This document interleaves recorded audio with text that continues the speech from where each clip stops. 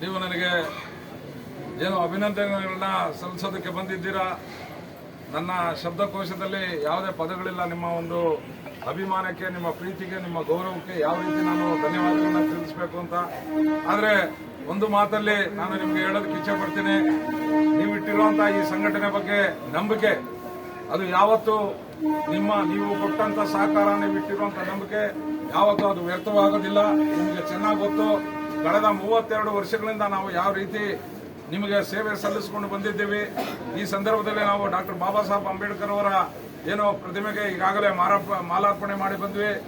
ಅದೃಷ್ಟವಶಾತ್ ನಮ್ಮ ಸ್ನೇಹಿತರು, ನಮ್ಮ ಹಿತೈಷಿಗಳು ಆದಂತಹ ಶ್ರೀಯುತ ಕ್ರಾಂತಿರಾಜು ಅವರು, ಇವರು ಬಂದು ನಮ್ಮ ಹಿಂದಿನ ರೈಲ್ವೆ ರಾಜ್ಯ ಸಚಿವರಾದ ಶ್ರೀಯುತ ಸೋಮಣ್ಣ ಅವರಿಗೆ, ಅವರ ಅನುಯಾಯಿಗಳು, ಅವರ ಹಿತೈಷಿಗಳು ಮತ್ತು ZRUCC ಮೆಂಬರ್ ಆಗಿ ನಮ್ಮ ಸೌತ್ ವೆಸ್ಟರ್ನ್ ರೈಲ್ವೆಗೆ ಈಗಷ್ಟೇ ಅವರು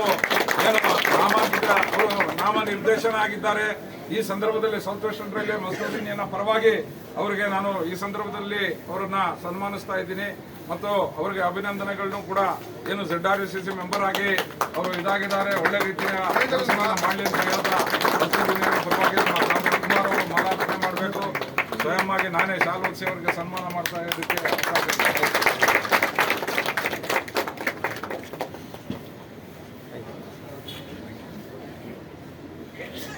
ಇವತ್ತೇನು ನಮ್ಮ ರಾಘವೇಂದ್ರ ಅವರು ನಿಜವಾಗ್ಲೂ ಮತ್ತೆ ತಿರ್ಗಾ ಎಂಟ್ರಿ ಕೊಟ್ಟಿದ್ದಕ್ಕೆ ಭಾರಿ ಸಂತೋಷ ಆಗಿದೆ. ಆ ಸಂತೋಷ ಏನು ಅಂತಂದ್ರೆ, ನಾನಿದ್ದಾಗ ತಿರ್ಗಾ ಬಂದ್ರಲ್ಲ ಅನ್ನೋದು ಸತ್ಯಕ್ಕೆ ಜಯವಾಗಿದೆ. ಹೋರಾಟದ ಮುಖಾಂತರ ಬಂದವರು, ನಾನು ಹೋರಾಟದಿಂದ ಬಂದವನು. ಎನಿವೆ ಯಾವಾಗಲೂ ನಮ್ಮ ರೈಲ್ವೆ ಸಚಿವರಾಗಲಿ ನಾವಾಗಲಿ ನಿಮ್ಮ ಜೊತೆ ಇರ್ತೀವಿ. ನಿಮ್ಮ ಒಳ್ಳೆ ಹೋರಾಟಕ್ಕೆ ನಾವು